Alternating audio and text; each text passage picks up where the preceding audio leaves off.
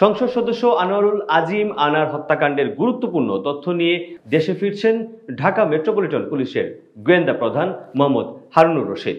এর আগে কলকাতার নিউ টাউনের সঞ্জীবনী গার্ডেনের BU-56 ফ্ল্যাটের সেপটিক ট্যাঙ্ক থেকে এমপি আনারের খণ্ডিত মাংস উদ্ধার করা হয়। বিষয়টি নিয়ে মঙ্গলবার সংবাদ মাধ্যমকে ডিবি প্রধান বলেছেন, উদ্ধার মরদেহের খণ্ডাংশ এমপি আনারের, এটি ফরেনসিক টেস্ট ছাড়া বলা যাচ্ছে না।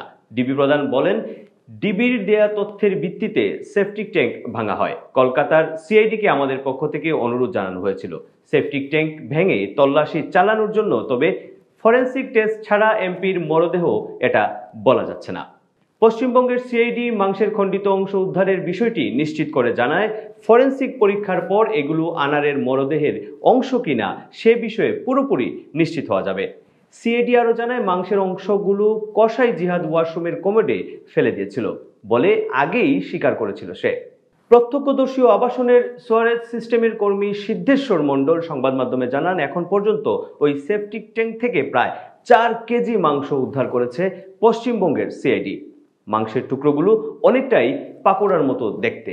গত 26শে মে ডিবি প্রধান মোহাম্মদ হারুনুর রশিদের নেতৃত্বে 3 সদস্যের একটি দল কলকাতায় যায়। পরদিন 27শে মে সকালে হত্যার ঘটনা তদন্তে কসাই জিহাদকে সঙ্গে নিয়ে সঞ্জীবনী গার্ডেনে আলোচিত সেই ফ্ল্যাটে যায় ডিবির ওই দল। সেখানে তল্লাশি শেষে হারুনুর রশিদ জানান, স্বল্প সময়ের মধ্যেই সংসদ সদস্য আনোয়ারুল আজিম আনারের লাশের খণ্ডিত অংশ উদ্ধার করা হবে। এখন পর্যন্ত সংসদ সদস্য আনার হত্যার ঘটনায় 3 আসামিকে গ্রেফতার করে ডিবি পুলিশ। গ্রেফতার আসামিরা হলেন আমানুল্লাহ ওরফে শিমুল ভুইয়া, সিরাজতি রহমান ও ফয়সাল আলী ওরফে সাজি। উল্লেখ্য, গত 12ই মে চিকিৎসার জন্য ঝিনাইদহের কালীগঞ্জ থেকে চুয়াডাঙ্গায় দর্শনার্থে সীমান্ত দিয়ে ভারতে যান এমপি আনার। তিনি পশ্চিমবঙ্গে বরহানগর থানার মণ্ডলপাড়া লেনে গোপাল বিশ্বাস নামে এক বন্ধুর বাড়িতে গিয়ে ওঠেন। সেখান থেকেই 13ই মে তাকে হত্যা করে মরদেহ টুকরো টুকরো করে গুম করা হয়েছে বলে জানায় ডিবি। আনোয়ারুল আজিম আনার 1968 সালের 3 জানুয়ারি জন্মগ্রহণ করেন।